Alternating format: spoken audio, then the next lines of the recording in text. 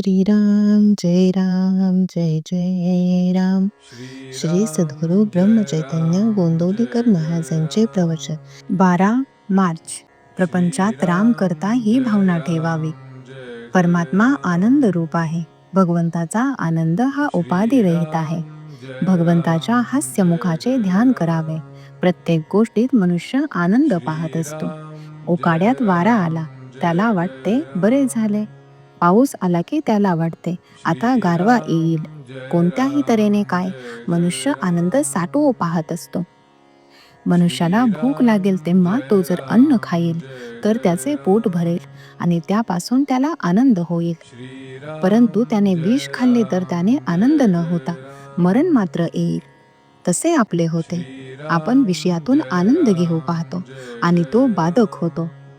एखाद्या रोग्याला जर जंत झाले आणि त्याला जर खूप खायला घातले तर ते शरीराला पोषक न होता जंतच वाढतात.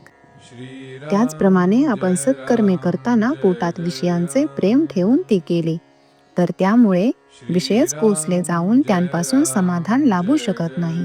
याकरिता कर्तव्य बुद्धीने कर्म करावे, म्हणजे ते बाधक ठरत नाही.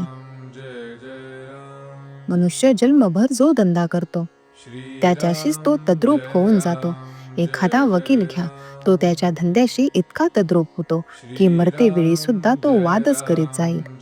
नोकरी करणारा नोकरीशी इतका तद्रूप होतो की स्वप्नात देखील तो स्वतःला नोकर समजूनच राहतो. कर्म कसे करावे तर त्याच्यातून वेगळे राहून लग्नाचा सोहळा भोगावा. लाडू खावेत, परंतु ते दुसऱ्याचे आहेत असे समजून. आपल्या मुलीचे किंवा मुलाचे नाहीत असे मानून. नाहीतर व्याह्यांची काळजी लागायची किंवा हुंडा मिळतो की नाही इकडे लक्ष लागायचे. त्यामुळे तापच निर्माण होईल. कर्माशिवाय कोणालाच राहता येत नाही. एखाद्याला शिक्षा द्यायची म्हणून अगदी हलायचे नाही.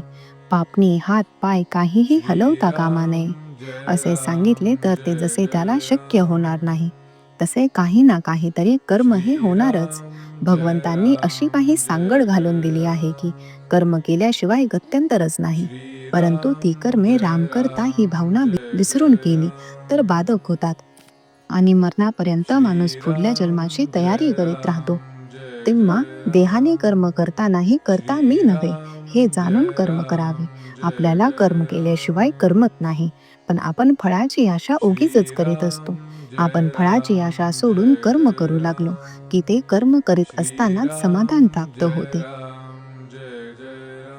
प्रपंचात सर्वांकरिता सर्व करावे, पण मनात मात्र मी रामाचा आहे ही अखंड आठवण ठेवावी, म्हणजेच त्याच्या नामात राहावे.